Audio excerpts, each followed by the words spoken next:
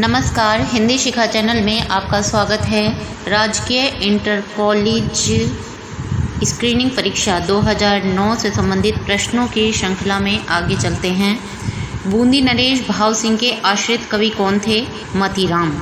बाल मुकुंद गुप्त द्वारा रचित शिव शंभू के चिट्ठे का वर्णनीय विषय है लॉर्ड कर्जन की नौकरशाही पर चुपते हुए व्यंग्य। बिहारी सतसई की सर्वाधिक टीकाएँ लिखी गई हैं। जयशंकर प्रसाद ने अपने नाटकों के लिए रंगमंच अनिवार्य नहीं माना है। उनके नाटक पाठ्य अधिक हैं, अभिनय कम, अर्थात उनका अभिनय कम हो पाया है, वे पढ़े ज़्यादा जाते हैं। प्रभात फेरी नामक काव्य के रचयिता कौन हैं? नरेंद्र शर्मा। निशा निमंत्रण हरिवंश राय बच्चन की कृति है।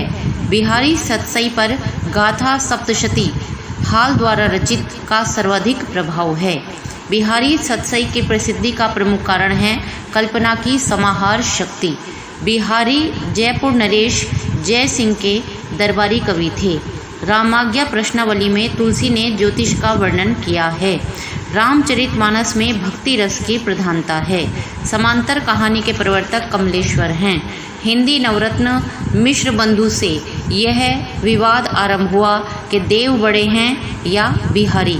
श्याम सुंदर दास ने साहित्य लोचन नामक आलोचना ग्रंथ हिंदी की स्नातकोत्तर कक्षाओं के पाठ्यक्रम के लिए लिखकर आलोचना के अभाव को पूरा करने का प्रयास किया।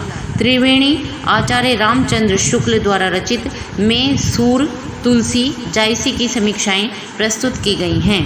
भक्ति काल के कवि कबीर ने अपने भाव व्यक्त करने हेतु उर्दू, पारसी, खड़ी बोली के शब्दों का मुक्त प्रयोग किया।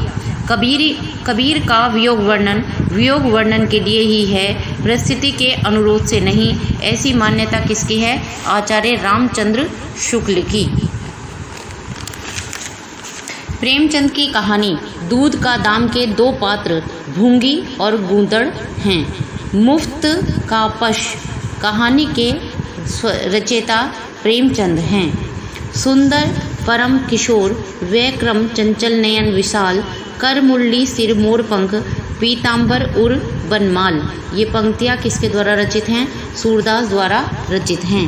भक्ति काल के कवि कबीर अवतारवाद एवं मूर्ति पूजा के विरोधी हैं, तथापि हिंदुओं के जन्म मृत्यु संबंधी सिद्धांत को मानते हैं।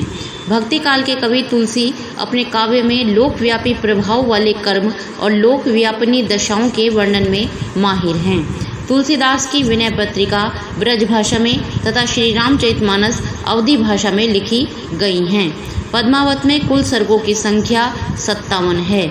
जायसी ग्रंथावली के संपादक आचार्य रामचंद्र शुक्ल हैं। दोहा छंद में श्रृंगारी रचना करने वाले हिंदी के प्रसिद्ध कवि हैं बिहारी। कंचन तन धन बरन बर रहियो रंग मिली रंग जानी जाति सुबास ही केसरी लाई अंग। ये पंक्तियाँ किसके द्वारा रचित हैं? बिहारी के दोहे की हैं। जल प्लावन की घटना को आधार बनाकर लिखा गया छायावादी युग का महाकाव्य है कामायनी। लहरें व्योम चूमती उठती चपलाएँ असंख्य नचती।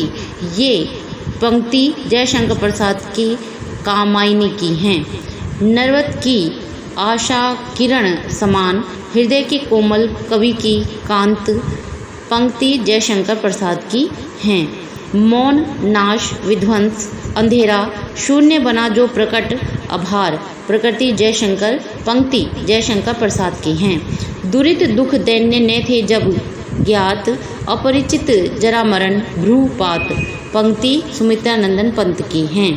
काल का अकरुण भ्रकुटी विलास तुम्हारा ही परिहास नामक पंक्ति पंत की परिवर्तन कविता से है।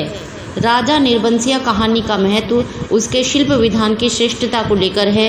इसके लेखक कमलेश्वर हैं। सभ्यता कोई और चीज़ है, उसका देह से इतना संबंध नहीं जितना मन से। प्रेमचंद की कहानी सभ्यता का रहस्य का अंश है। अब पहुंची चपला बीच धार छिप गया चांदनी का कगार पंक्ति पंत की नौका विहार कविता की है।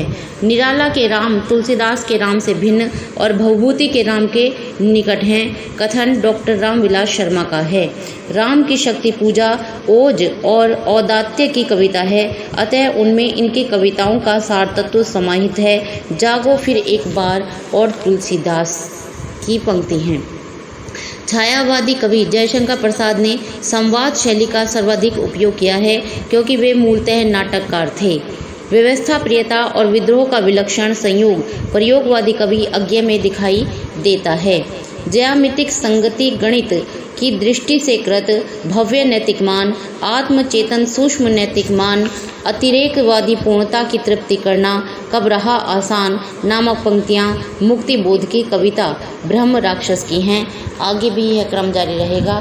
धन्यवाद।